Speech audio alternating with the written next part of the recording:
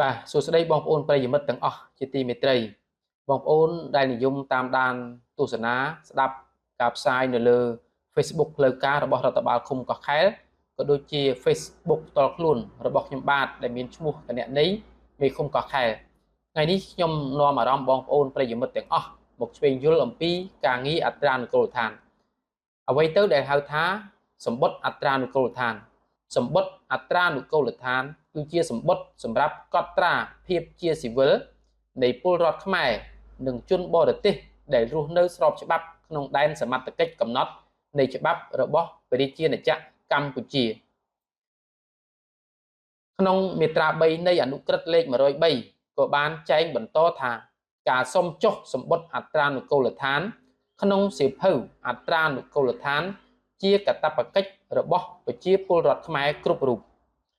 ឯកតាមអនុក្រឹត្យនិងច្បាប់ស្តីពីអត្រានុកូលដ្ឋានស្ថិតិអត្រានុកូលដ្ឋាននិងអត្តសញ្ញាណកម្ម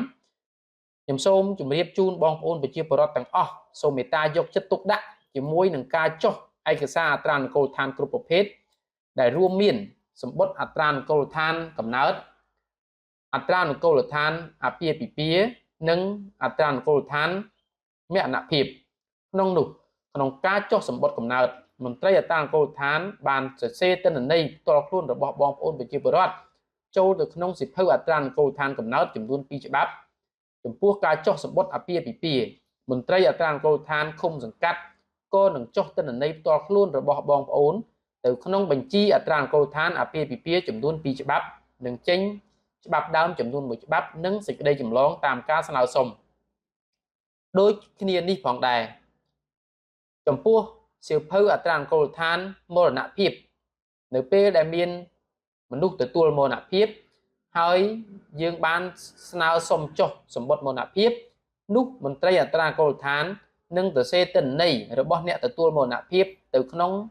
សៀវភៅអត្រានុកូលដ្ឋានមរណភាពចំនួន2ច្បាប់ផ្អែកតាមអនុក្រឹត្យនិងច្បាប់ពាក់ព័ន្ធស្តីពីការងារអត្រានុកូលដ្ឋានខ្ញុំសូមដំណពរជូនបងប្អូនប្រជាពលរដ្ឋទាំងអស់សូមមេត្តាយកចិត្តទុកដាក់ក្នុងការពិនិត្យតាមដានផ្ទៀងផ្ទាត់ទិន្នន័យដែលបានសរសេរចូលទៅក្នុងសៀវភៅអត្រានុកូលដ្ឋានទាំង3ប្រភេទនិងពិនិត្យផ្ទៀងផ្ទាត់ទិន្នន័យដែលបានសរសេរចូលទៅក្នុងច្បាប់ដើមក៏ដូចជាសេចក្តីចម្លងនៃសម្បត្តិអត្រានុកូលដ្ឋាន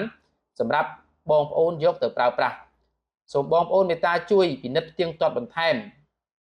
ដើម្បីជៀសវាងកំហុសឆ្គងនានាដោយអចេតនាដែលអាចកើតមានឡើងជាយថាហេតុនាំឲ្យមានការលំបាកដល់បងប្អូនប្រជាពលរដ្ឋនៅពេលខាងមុខបាទសូមអរគុណ